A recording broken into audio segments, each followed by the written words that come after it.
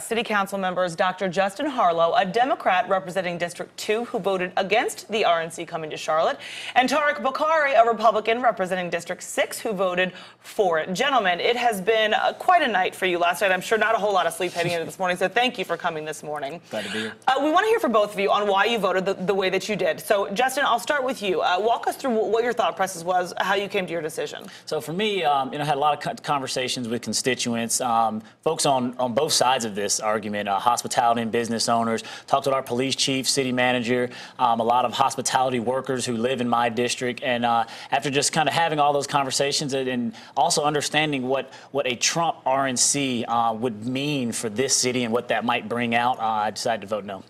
That's okay. So I'm curious, Tariq, with you voted yes for this. Why did you make that decision? Because there's a lot of money at stake, positively or potentially, what could be for this city. Yeah, I was always a theoretical yes. I mean, it was a no-brainer to me when we heard about it from Mayor Lyles, the opportunity months and months ago, and we all gave her the head nod in the room that we would be interested in going after it. And the only thing that I was waiting to see was it a good or bad deal for the taxpayers? So on Friday of last week, we had the opportunity to sit in a clean room and read the entire contract, do a little negotiating, even at that point, because it's still in draft form. And I'm proud to report not only are taxpayers protected, this is the strongest contract in modern history of any convention that a city has negotiated on behalf of the taxpayers. So aside from a great contract showcasing our city and the economic boom of over $100 million that'll be coming into the city, it was just a no-brainer to me.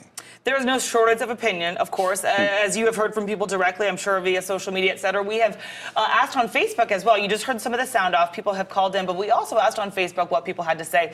Here are some of their comments. So Kristen Constantine Oreste said the DNC was a disaster going to work in the city just from a practical perspective. We've heard from some people as well saying, does it make sense? I live here. Do I want this to come to my city? Though Nancy Brady said we have the DNC, so we should have the RNC. That's what diversity of thought is all about. And I believe we have a third comment here as well. We do hear from Amy Mertez Fernandez, says, I'm a diehard liberal, but even I think it's just plain good business sense. It'll be a great opportunity for Charlotte. So both sides, able to sort of look at things objectively speaking and practically speaking, how it's going to play out for the people who actually live here.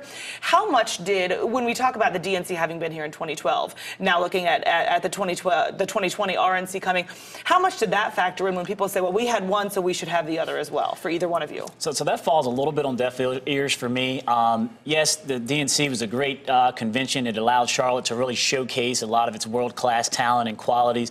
This is a different time, and we have to stop acting like 2012 is now the same kind of political climate that exists in 2018. It's not about the candidates. It's not about Barack Obama or Donald Trump. But this is just, this is no longer, the rules of engagement are no longer the same. What Donald Trump brings out in certain people, we know that his rallies, his conventions, his parties bring out a certain type of vileness in folks, and to subject our community to that, for me, from a public safety standpoint, it's just something we can't take a risk on. Not all money is good money, and this convention we know is going to bring out a lot of those negative things that we don't want associated with this city. So, Tariq, how do you deal with the concerns about protest or whatever violence could be? As a city, do we say no to a potential good thing because we're afraid of what might happen, or do we say yes and we rally the troops and say, we're going to get through this as a city, we're going to show that we're strong, we're going to show that we can handle protest, and we're going to figure out a way to benefit from this? Well, you took the words right out of my mouth there. The latter is obviously the answer there. I think on the first point, it just doesn't resonate for me at all to say this is about one man. Obama in 2012 wasn't about one man. This isn't about one man. There's 127 million registered Republicans or people who lean Republican in this country. This is not some 5 or 6 people who are off there, on one side of this debate. This is a huge chunk of our country, and this is their convention. They are going to be welcome into our city. And to that last point, this is our opportunity. We have a huge chip on our shoulder around here, and we've had for the 15 years I've been here of, we're a world-class city. Can't you hear us? Don't you see us? Well, guess what? In the best of times, it's really easy to say that, and it's really hard to get traction on it. It's the most challenging of times when you step up to the plate and say, I'm going to work with Justin, the community's going to work together, and we're going to balance public safety and free speech. And we're going to make sure we provide the perfect balance of that and show the entire world under the world spotlight that we can do this better than anybody else can. All right, we want to give you a breakdown of how the vote actually went down last night. So take a look here. The no votes came from Luana Mayfield, Justin Harlow, who was here with us this morning, Braxton Winston, Dimple Ajmira, and Matt Newton. Yes, folks, from Tariq Bokhari, Gregory Phipps, Julie Iselt, Ed Driggs, Smuggy Mitchell, and Larkin Eggleston. Now, we want to end here by mentioning our mayor, Charlotte Mayor Vi Lyles, has asked for unity surrounding this decision and this event, regardless of whether or not you want it to come or not. So to end on a positive note, because this does, as you mentioned, Justin, bring out a lot of negativity in a lot of folks. What are some practical things that the people of Charlotte can do in light of that to show a unified front, to put our best foot forward as a city? Sure. So, this is coming now. It's all but official, but it will be likely by the end of this week. So, as someone who is opposed to this, or was opposed to this last night, the contract is pretty tight. I give credit to the city manager and anyone who was at the negotiating table, our city attorney, on getting some good things to make sure the taxpayers are protected.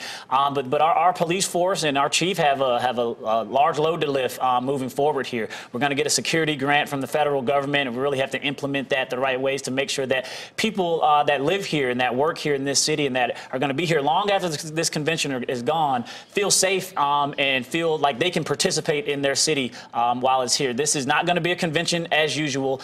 This is not an experiment. This is not a case study. This is about people's lives, people's sense of existence. And so we have to make sure that folks feel that they're safe here.